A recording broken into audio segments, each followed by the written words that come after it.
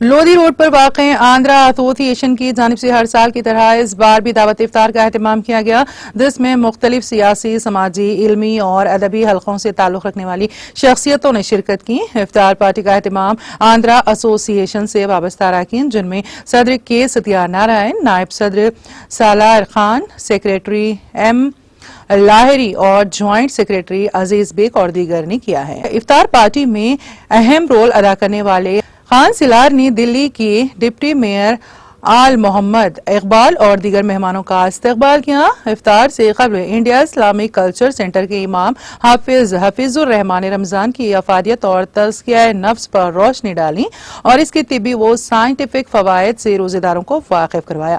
اس موقع پر سالار خان نے بتایا ہے کہ دلی کے اس آندھرا ایسوسی ایشن کی جانب سے دعوت افطار کا مقصد راجدھانی میں مختلف مقامات سے خدمات انجام دینے والے تیلگو بھائی لوگوں کو ایک جا کرنا اور ایک جٹ کرنا ہے۔ دعوت افطار کے بعد روزہ داروں کے لیے ڈنر کا بھی اہتمام کیا گیا تھا، جس میں سینکڑوں مرد و خواتین نے استفادہ کیا۔ اس دعوت افطار میں کئی ممتاز سیاسی قائدین کے علاوہ کئی اہم شخصیات کی شرکت کی۔